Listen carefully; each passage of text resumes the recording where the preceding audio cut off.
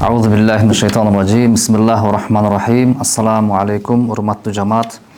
Аллах таала бүгүнкү күнүңүздөрдү куттуу берекелүү кылган болсун. Ортодо бир аз тыныгуудан кийин Имам Навауи рахматуллахи алейхиге таандык 40 хадис китебин сабагын улантмакчыбыз иншалла. Биз буга чейин биринчи жана экинчи хадисти өткөнбүз. Биринчи, экинчи хадистин түшүндүрмөсүн окуганбыз дагы.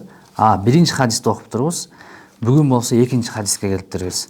Себеби ага чейин бир аз мукаддима киришүү кылганбыз. Имам Навауи рахматуллахи алейхи китепти жазуудагы максатын алып өткөнбүз. Бүгүн эми 40 хадистин экинчи хадисине баш бага турган болсок, Бисмиллахир рахманир рахим.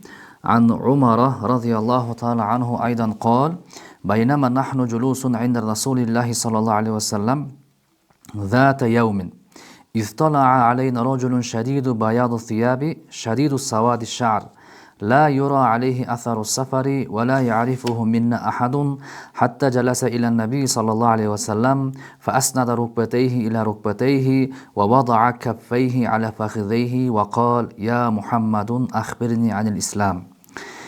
İmam Navavi ikinci hadisin Umar radhiyallahu anhudan gelgen rivayetти алып келип атат.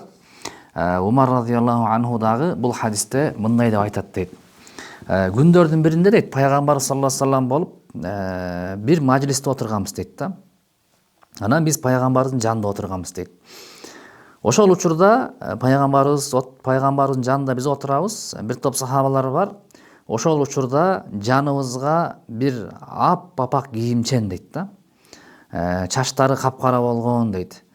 Башка бир риваяттарда жыттуу бир миск менен жыттанган деп да келет да.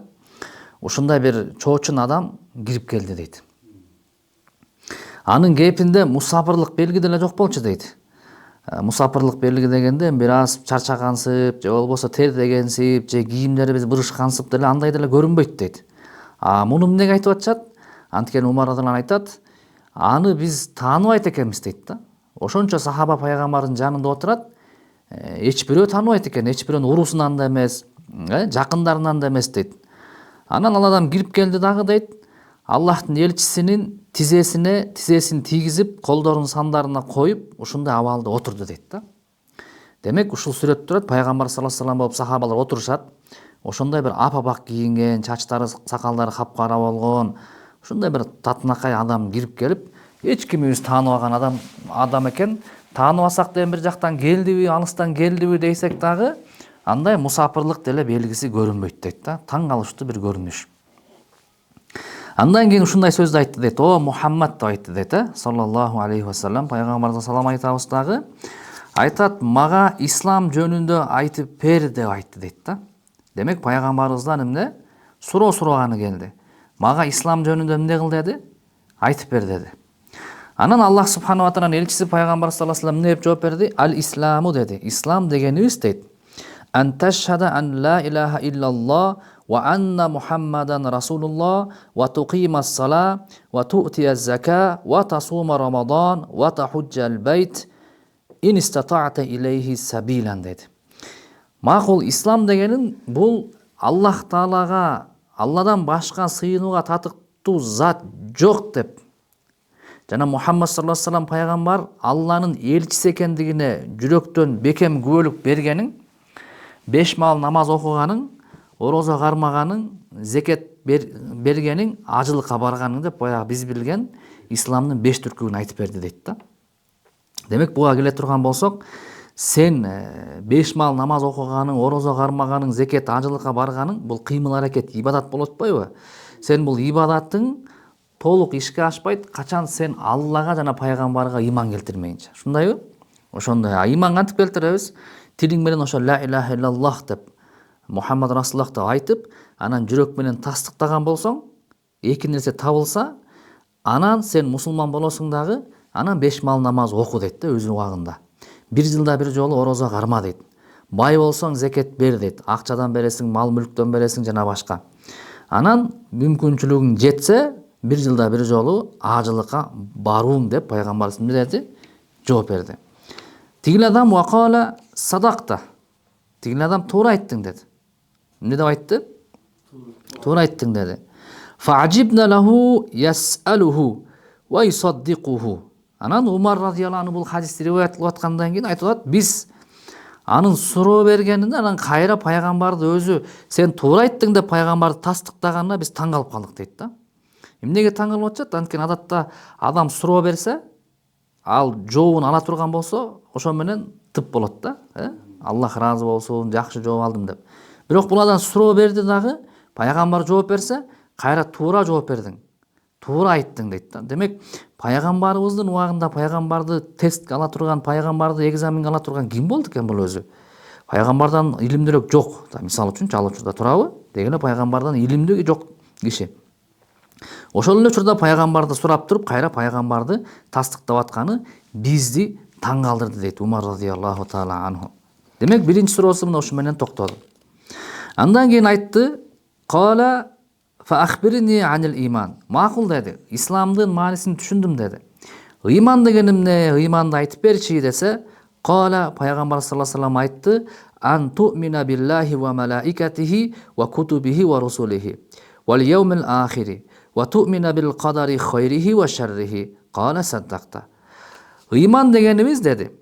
Ыйман дегенибиз бул Аллахка ыйман келтиргениң деди, албетте эң биринчи, Жанагы айтып кеткендей, тилиң менен айтып, жүрөк менен тастыктап, Аллага ыйман келтиргениң, периштелерине ыйман келтирсең Алланын, баягы биз билген ыймандын 6 шартын айтып атат, Алланын китептерине, кайсы китептерине бар? Мен Аллага келели. Аллага кантип ыйман келтиребиз? Алла Таала башталуусу жок, аягы жок, Алла кудуреттүү, Алла илимдүү, Алла Таала берешен, Алла Таала кемчиликсизден аруу деп Алланы тазалайбыз, арулайбыз дагы, Алланын жалгыздыгын тастыктайбыз.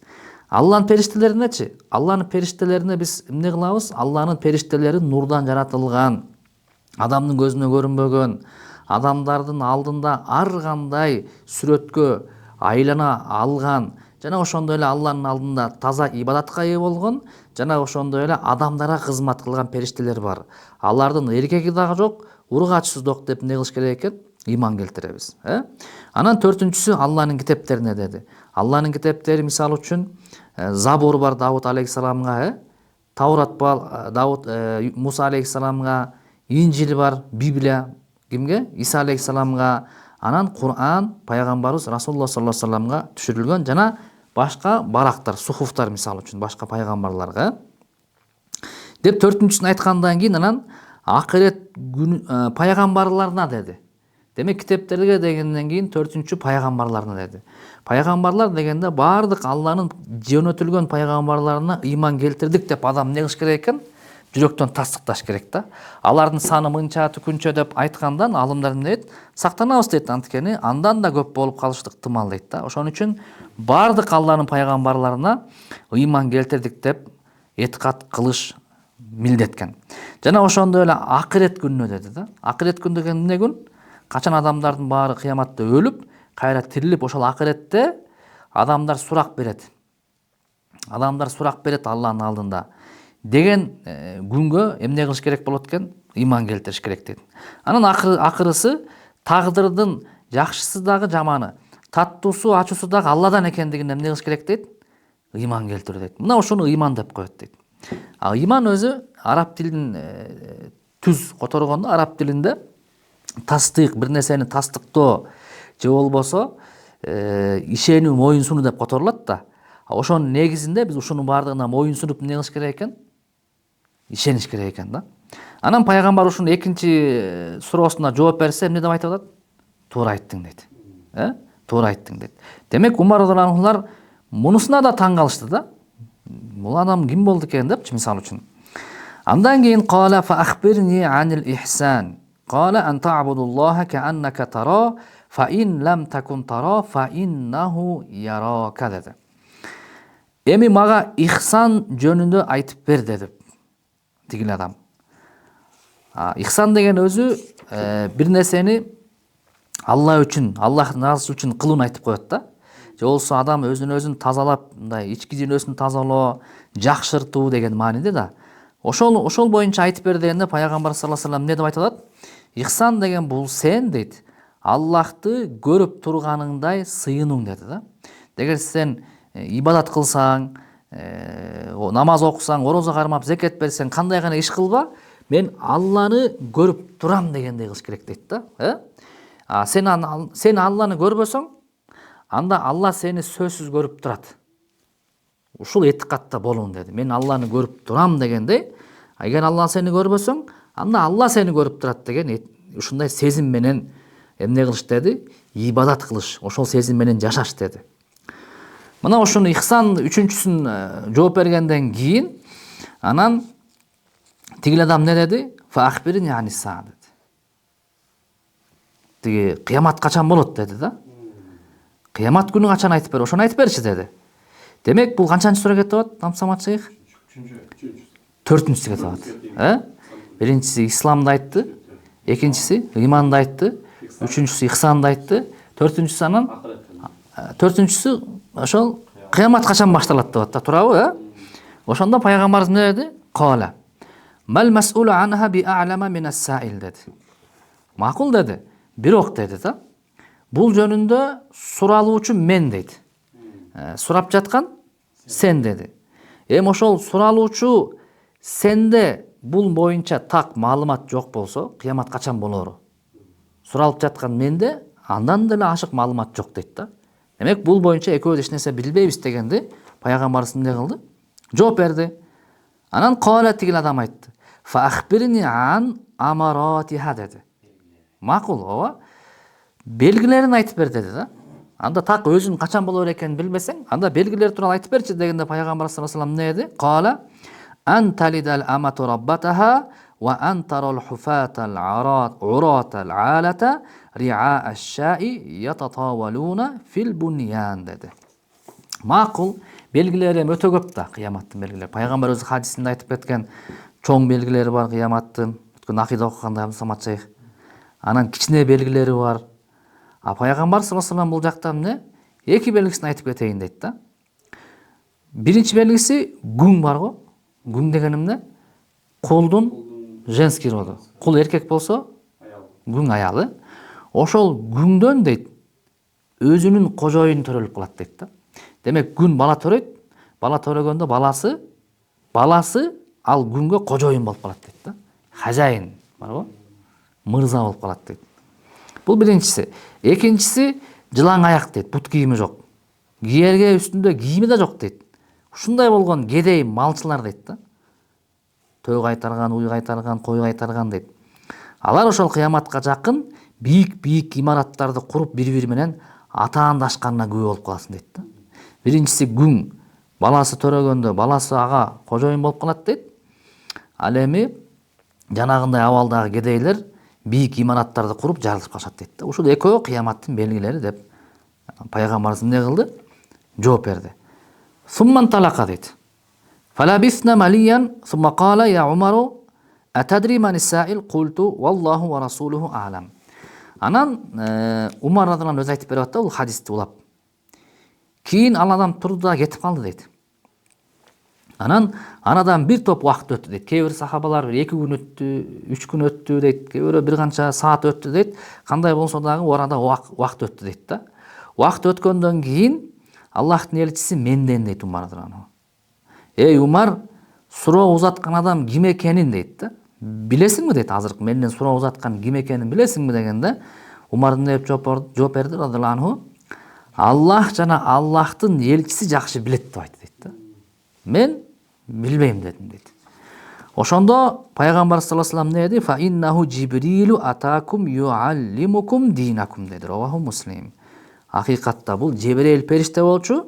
Адамдын кепинде жанагы силер көргөн кебетеде, сүрөттө, абалда апапак кийинген, кара чач, кара сакалчан, башка бир хадистерде ушундай жакшы жыттанган адам болуп келип, силерге деди, мага эмес, силерге деди. Силерге ошо диниңерди үйрөткөнү келди деди да. Деп анан хадис бүттү. Бул хадис Сахих Бухариде, Сахих Муслимде келет. Имам Навави экинчи хадисти ушул хадис менен улады да. Деп ушул хадис ушун менен бүттү. Эми мындан сабак ала турган болсок, алымдар кандай деп бизге кыска нуска сабак алганга ишарат берет бул хадистен. Алгач бул хадис мухаддистердин кээ бир мухаддистердин айтымында умму сунна же уммул хадис дейт. Хадистердин энеси дейт бул хадисти. Же сүннөттүн энеси дейт да. Эмнеге десе, анткени бардык өкүмдөр, бардык илимдер, шариаттын бардык бутактары ушул хадистен чыгат экен да. Ошонусу менен бул хадис бай дейт. Экинчиси, бул хадистен мисалы үчүн алгач адеп үйрөнөбүз дейт да. Муну көп эле айтып жүрөбүз, эмелерди, пайдаларын айтып жүрөбүз. Буякта көрүүчүлөргө да айта кетели. Кандай пайда алабыз дей турган болсок, эң биринчиси пайгамбарыбыздын жөнөкөйлүгү дейт да. Пайгамбарыбыздын жөнөкөйлүгү, пайгамбарыбыз сахабалар менен аралашып отура берет эле дейт да. Бөлүнбөйт эле дейт да. Силер бияка отура бергиле, мен ар жакка барып башка комнатага кирип чыгайын. Же болбосо мага менин жаныма только бир гана баланча сахабалар отурсун, калганы тияка отурула дебейт эле да. Пайгамбар саллаллаху алейхи вассалам сахабалар менен аралашып эле отура берет эле дейт да. Даже келет го ушундай. Пайгамбарыбызды алыстан караганда ошол сахабалардын арасынан кимиси пайгамбар экенин билинбей калат эле дейт да. Бардыгы пайгамбарыбызга окшош. Ошондой болсо да пайгамбарыбыз алардан өзгөчөлөнүп, дагы башкачараак болуп калайын дебейт эле да. Жөнөкөйлүгү пайгамбар саллаллаху алейхи вассалам. Экинчи пайдасы эмне? Периште. Демек, периштелер жанагында айтып кеткендей, адам кээпинде келе алат экен да. Негизи пайгамбар саллаллаху алейхи вассаламга динди Жебрейил периште жалгыз келип вахий кылып үйрөтөт эле да. Анан пайгамбар саллаллаху алейхи вассалам ошону хадис катары кимдерге? Сахабаларга айтып берет эле, ушундайбы? Мында уже башкача вариантты колдонду да, Жебрейил периште. Кандай? Практический нерсени көргөзүп берейин деди да, практикалык жүздө. Кандай болот эми? Илим алыш кандай, суроо бериш кандай? Эки кишини карап турула дагы силер көрүп турула деди да. Түшүнүктүү болдубу? Ошондой нерсе болуп атат бул жакта. Эми ошону ала турган болсок, мындай дейт. Сен бирөөгө илим бергени баратасың дейт. Же бирөөгө дин жеткизгени, даават кылганды баратасың дейт. Же болбосо ушул сыяктуу бир нерсени элдин алдына чыгып айтаарда сен ошондой таза кийинип бар дейт да. Жакшы көрүнүп бар дейт. Жада калса жакшы жыттанып бар дейт да. Муну ким үйрөттү бизге? Жебрейил периште дейт. Анткени карасаңар дейт алымдар, сахабалар ошол жерде бардыгы көңүл ошол жакка карап калды дейт да. Кимге карап калды? Жебрейил периште. Адам деп көрүштү да биринчи, туурабы? Мейли Умар радыйаллаху аны Жебрейил экенин билиши да мүмкүн негизи. Жанында Абу Бакыр алар билиши да мүмкүн, анткени аулия кишилер да. Бирок билсе дагы аягында эмне деп жооп берет? Алла билет дейт да. Мисалы анын аягында айтабыз. Анан кирип келгенде ошону көңүлү менен тартты дейт да Жебрейил периште. Сен дагы сен бирөөгө ошол диндин атынан сүйлөп, же болбосо бирөөгө сабак берип, же бирөөгө бир даават дин жеткизгени баратканда сенин сөзүңөн мурун өзүң айтыш керек дейт да. Өзүңдүн келбетиң, өзүңдүн сырткы абалың сүрөттөп берсин дейт да, же айтып берсин дейт да. Динди дейт да. Болдубу? Диндин тазалыгын, диндин дыкаттыгын сени көрүп адамдар тартылсын дейт. Ички дүйнөсүн. Бул ким болду экен депчи, мисалы үчүн. Ошондой болот да, мешитке кирип келгенде мисалы үчүн бирөө чоочун бир шейх Арабиядан келиптир десе ошондой го. Баар күтүп отурушат мечиттен, бирөө кирип келет го. Мындай апак көйнөктөр менен келечи. Анын кечишке карай берет сырткы келбетинчи. Кандай сүйлөйт болду экен бул азыр, эмнени айтат болду экен депчи. Ошондой да турабы, Ошол сыяктуу сени да сырткы келбети тартсын дейт. Тазалыгы дейт да. Качан адам уже көкүрөгү менен сага тартылып калганда, сенин сөзүңдү укканга булар даяр болуп калат, бардык мүчөлөр менен. Демек ошондой пайда алабыз мындан дейт. Анан андан кийинки пайдасы кандай? Андан кийинки пайдасы Жебрейил периште пайгамбарыбыздын келип жанына отурдубу, же аягына отурдубу? Жанына келди. Кандай кылып отурду? Тизесин тийгизип отурду дейт. Ушул сыяктуу дейт да. Эгерде сен бирөөгө сабак берип же дин жеткизгени бара турган болсоң, же бул жагын алалы. Ал суроо бергени келди да, турабы? Маселе сураганы келдиби? Маселе сураган келди. Сен деле маселе сурап же бир суроо, мейли илимдүү аалым болсун, мейли илимдүү аалым эмес, дин жагынан эмес, же эле башка бир адис болсун, бир нерсени билген, машина оңдогонду билген, унаа оңдогонду билген, же ушундай бир кыйын бир нерсе биле турган илимдүү киши болгон болсо, сен анын өзүнө бар дейт, сага бир суроо керек боло турган, жооп керек боло турган болсо.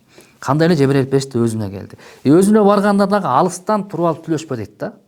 жакын кел дейт. Анын көңүлүн талап кыл. Анын жанына бар. Ошондо сен сураган нерселер жооп берилет дагы, сага ошондо түшүнүктүү болот, сага өтүмдүү болот дейт да. Түшүнүктүү болдубу? А бизде көбүнчө кандай?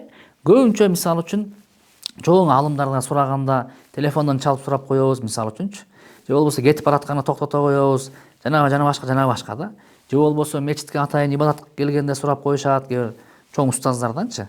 Эмнеге? Анткени буну менен ооба устаз жооп берип коёт, бирок бизге илим жукпай калат экен да. Анткени биз ага өтө кадам шилтеп барып, атайын ошого ниет кылып барган жерибиз жок экен да, мисалы үчүнчү. Ошон үчүн пайгамбарыбыз эмне деди? Жибрейил дин илим алууну үйрөткөнү келди дебедиби? Ошондой экен да. Андан кийинки пайдасы кандай? Андан кийинки пайдасы сахабалар карап отурушту. Ошол учурда сахабалар бирөөсү да эмне деди? Эчтеке деген жок. Баары угуп отурушту, сунбайбы? Ошондой. Ошол учурда ошондой эле дейт. Качан мугалим менен шакирттин ортосундагы алуу берүү, суроо жооп, сабак берүү учур болуп атканда адам унчукпай кунт коюп турсун дейт да. Сен билсең дагы ортодо мен билет элем аны деп да айтыбы дейт да, мисалы үчүн. Аны мен уккан элем, баланча интернеттен көргөм деп ошол илимдүү адамдын да сөзүн кеспе дейт да. Сен анын алдында кунт коюп. Эгер антип адеп кармай албайсыңбы? Анда сыртка чыгып турушуң жакшыраак болот экен да, мисалы үчүн. Демек ошондой сахабалардан да биз эмне үйрөнүп атабыз? Адеп үйрөнүп атабыз. Жана ошондой эле Жебрейил периште суроо бергенде канча суроо берди биякта? Ислам боюнча, ыйман боюнчанан, ихсан боюнчанан, кыямат боюнча берди. Демек Жебрейил алейхисаламдын бериле турган суроолору так жана туура. Даяр, кыска нуска да. Бир суроону берди, жооп берди, экинчисин берди, жооп берди, үчтү берди, жооп берди. Төрттү бергенде жооп берди, жооп берген жок. Демек андан ашыкча дагы могу 5-чи суроом бар, аны алды дагы кетип калды. Демек устаздар, алымдар айтат, мындан да Жебрейил периште эмне үйрөтүп атат дейт бизге? Эгерде сен алымдарга барып суроо бере турган болсоң, сурооңду тактап, иреттеп ал дейт да. Ал жака барып алып туруп анан зээниң менен сүрөттөбө дейт да. Ал мейли талак маселеси болсун, нике маселеси болсун, соода маселеси болсун, кандай гана маселе болбосун, мейли алымдарды бияка алып сал. Жөнөкөй эле чоң кишилерге барганда, мэрияга барып каласың, юристтерге барып каласың, адвокаттарга барып каласың. Ошол жака барып алып, алардын да булардын да убактысын чойбо дейт да. Так дана ошого чейин эмнени сурайм, эмне деп жооп берет, ал жооп берсе кандай суроом бар деп баардыгын зээниңди иреттей албай атсаң да дептерге жазып, кыскартып, нускартып туруп, алардын убактысын албагандай кылып бар дейт да. Себеби убакыт динибизде эмне? Өтө чоң зарыл ролду ойнойт. Сен убакытты кадырлабасаң, ошол илимдүүлөр убакытты кадырлайт да. Демек алардын убактысын жебеген болуш керек экен. Түшүнүктүү болдубу? Демек суроону тактап, бекемдеп алыш зарыл болот экен. Демек мына ошондой. Андан кийинки пайдабыз, кайсы пайданы алабыз? Андан кийинки пайда, пайгамбар 4 суроонун кайсысына жооп берди дейт? Ислам, ыйман, ихсанга. Кыямат жооп берген жок дейт. Алымдар айтат эми. Пайгамбар саллаллаху алейхи вассалам кайсыл суроого жооп берсе, ошол жооптун илимин алыш ар бир мусулманга парз дейт да. Ислам боюнча айттыбы? Ислам деп негизи моюн сунуу деп коет араб тилинде. Лексикалык маанисинде ал 5 мал намаз, орозо, зекет, ажылык. Демек сен намаз, орозо, зекет, ажылыктын илим билимин алып, ошого амал кылыш сага эмне экен? Парз. Пайгамбарыбыз эмне кылды? Жооп берди. Экинчиси ыйман, моюн сунуу, баш ийүү кимге? 6 нерсеге 6 шартка айтты. Ошонун таанып, ошону билип алыш, илим билимин алып, ошого амал кылыш сага эмне экен? Парз экен. Үчүнчүсү ихсан деди. Ихсан деген эмне экен? Сенин жүрөк, руханий абалың, ички нафсиңди түздөп, ошонун баарын кечип өтүп туруп, бир гана Алла үчүн кылам, Алла мени көрүп турат деген сезим менен кылып, ошонун жолун үйрөнүш эмне экен? Парз экен. Ал эми кыямат кайсы жылы пайда болот? Качан болот? Качан баланча чыгат? Качан түкүнчө чыгат? Түкүнчөнүн убагы келип калдыбы? Баланчанын убагы качан деген нерсе, бул анын илимин алыш бизге парз эмес экен. Анткени пайгамбарыбыз айтты, аны мен билбейм деди. Жебрейил сен да билбейсиң деди. Демек пайгамбар билбесе саллаллаху алейхи вассалам, Жебрейил алейхиссалам билбесе, биз алардан билимдүү болуп кетпешибиз керек да. А биз эмне гана билебиз? Биз пайгамбар айтып кеткен белгилерди гана билебиз, ошого иман келтирип коюш керек экен. Муну акыйдада самият деп коет. Демек мына ошол пайда биз үчүн өтө зарыл экен. Анан пайгамбар саллаллаху алейхи вассалам мына ошол суроолорду бергенден кийин, анан үчөөнү айтып кеткенден кийин кыяматтын белгилерин айтып кетпеди экөөнү. Аны алымдар ар кандай чечмелейт да. Жанагы күң өзүнө ошол бала төрөп, ал кожоюн болуп калат дегени мусулман мамлекет ушунчалык эркин жайылып, анан жанагындай күңдөр кулчулукка алынып, мурун күң кул алуу деген бул кадимки эле цивилизация болчу. Азыр биз үчүн жапай көрүнүш болуп калмадыбы? Ошондой алынгандан кийин кадимкидей эле ошол падыша күң аялды алып балалуу болгондон кийин ал падышанын баласы болуп калды да. Туурабы? Күңдүн баласы. Анан ал падыша өлгөндөн кийин падышанын ордуна күңдүн баласы падыша болот дагы. Күң ошол жанагы валад деп коет. Ошол баланын энеси деп аталып калат дагы күң бойдон. Анан энеси баласына өнөп кайрылып калат, падышам, мырзам, кожоюнум деп калат да. Ошол абалды пайгамбар саллаллаху алейхи вассалам кыяматтын белгиси деп атаган дейт да. Кээ бир алымдар айтат, жок, ал деген азыркы эле учур дейт. Азыр энелери балдарына күң болуп калды, кул болуп калды. Каалагандай башкарат энелерин дейт да. Тияка отургузат, бияка отургузат, кээде уруп сабап да коет дейт да, Кудай сактасын. Энелери эчтеке деп унчуга албай балдарына эмне кылат дейт? Ошол кожоюндой жана падышадай мамиле кылып балам деп турат дейт. Ушул абалдагы эмне кыяматтын жакындап калганы белгисиз деген дейт да. Ал эми экинчиси жанагы жылаңбут, жылаңайлак, эч нерсе кие турган кийими жоктор чөлдө жарышып калат дегени, эми алымдар азыр айтып көрүп турасыңар барыңар дейт. Кадимки эле жанагы эмираттагы бийик мунаралар ошонун дагы белгиси болуусу мүмкүн дейт. Мына ошондой. Анан акыркы пайдасын ала турган болсок, акыркы пайдасы кандай? Акыркы пайдасы албетте тагдырды айта кеттик, тагдырга ыйман келтирүү да бар да. Айтпай кеттим баны. Айтпай кеттим, Акыркы ошол 6-чы Аллага ыйман келтирүү, периштелерге, китептерге, пайгамбарларга, акырет күнүнө, анан 6-чысы тагдырдын ачуу статусуна дегенбиз, Демек баары тең Алла Таала алдын ала билген деп ыйман келтириш керек болот. Исламды айта кеттик, ихсанды айта кеттик дагы, акырында кыяматты айттык, белгилерин айттык. Мунун баарын жыйынтыктагандан кийин акыркы пайдасы эмне болду? Акыркы пайдасы жана башында айта кеткендей, эгерде алдын ала сен билсең деле жообун, эгерде сенден улуу, урматтуу, билимдүү бирөө сурап аткан болсо, сен аны билбейм деп жооп бергениң адеп болот дейт да. Пайгамбар саллаллаху алейхи вассалам Умар деп кайрылды. Бул ким экенин билесиңби деди. Умар радыйланху олия киши. Олиясын кайдан билебиз? Умар радыйланху минбарда туруп алып, тиякта согушта болуп аткан жерден жанагы каршылаштар келатат деп кыйкырганда үнү ошол жака жеткен да. Олия экен белги. Демек сахаба Аллага жакын пенде. Ал деле билиши мүмкүн Жебирейил экен. Бирок эмне деди? Болжолдоп билип атам, Жебирейил эмеспи деген жок да. Жок. Аллах жана Аллахтын элчиси билет деп жооп берди. Ошон үчүн буларга илим жукту да. Ошон үчүн сенден улуураак, өйдөрөөк, билимдүүрөөк биле турганда унчукпай сүкүт кармаш эмне болот экен? Адеп болот экен. Мына ушуну аалымдар эмне дешти? Жебирейил периштенин хадиси деп атап коюшту да. Кээ бир аалымдар айтат, бул хадисти чечмелеп кире турган болсоң бүтпөйсүң дейт да. Аягы жок бул хадистин дейт да. Кете бересиң чечмелеп. Бул хадисти чечмелеп баштап алсаң, аягына чейин кете бересиң деп айтышат да. Демек бизге жетиштүү, биздин аудиторияга, жамаатка тиешелүү чечмеле турган, бизге керектүү адептерин ала турган ушул. Анан албетте аалымдар мындан исламдан, ибадаттан фык илимин алып чыгышат, ыймандан акыйда илимин алып чыгышат, ихсандан тасаввуф илимин алып чыгышат. Фыкхтан, акыйда, тасаввуфтун ичинен дагы мазхабтар келип чыгат деп айтат. Мына ошонун баардыгын карманган адамдарды ахлу сунна вал жамаат деп, мына ушул диндин түркүктөрү, диндин негиздерин кармануу, анын илимин алыш, ага амал кылыш парз деп айтып кеткен аалымдар бизге китептеринде. Демек, экинчи хадис мына ушунун менен жыйынтыктайт. Иншалла, Алла аман койсо, Кудай буйрса, эмки сабакта 3-хадисти улайбыз. Ассаламу алейкум ва рахматуллахи ва баракатуху.